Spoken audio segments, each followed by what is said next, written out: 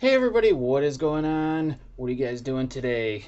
My name is Buddy Blackford, and it looks like we're going to be going over colors and color channels, and in the next few tutorials we're gonna go about understanding how those work in Photoshop and why they're important and everything like that.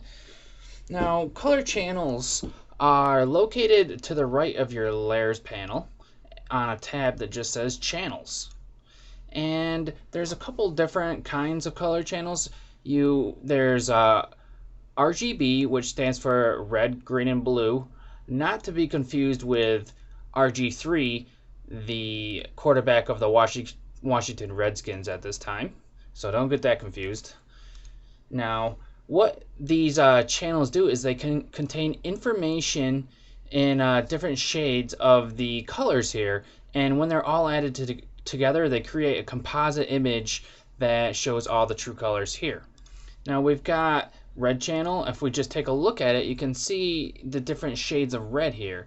And then if we look at just the green and then the blue, and if we start adding these together, you can see more color is coming into the image, and eventually if we add them all together, we get a composite image with all our colors that we would like.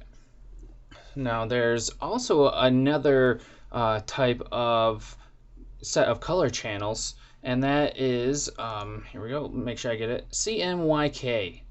And CMYK is used for printing, and most printing presses that people use to print out really nice images and professional images are four-color printing presses that use cyan, magenta, yellow, and black. So RGB is used for like computer screens and monitors, and basically they're web colors.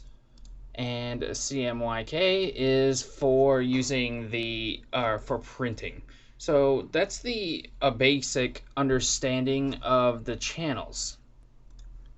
In each channel, there's going to be 256 gradations of the color, where 0 is going to be black and 255 value is going to be white, and anything in between is going to be another shade of that color. So for example, the cyan here has has up to 256 values here. Now I don't really see any black on here, so it might not have values up to 0 or anything like that in it.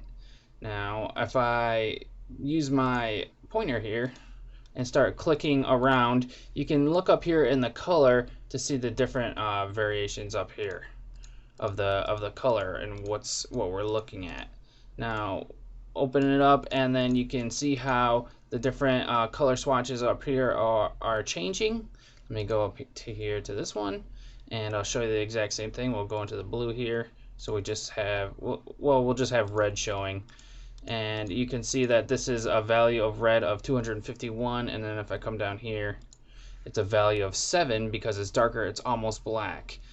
So there's 19, and then this is lighter, so it's going to be up higher. So hopefully that makes sense. So this red value is close to 255.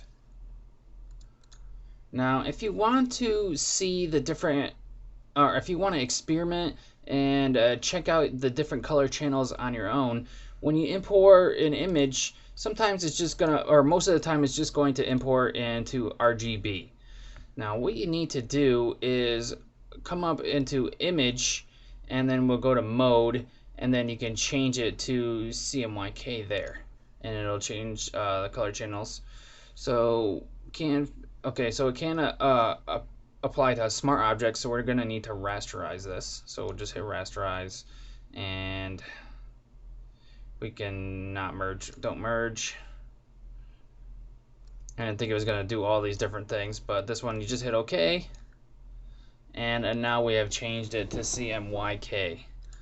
So we've got the different channels here. So there's a white to, this is like a grayscale basically. It's called black, and then we got our yellow, magenta. So that's how that works out, and then we start adding these together and you start getting more color and then we finally add our black, and now we get everything in there. So that's how the color channels work, and having a good understanding of how these channels work is key to being a pro in Photoshop.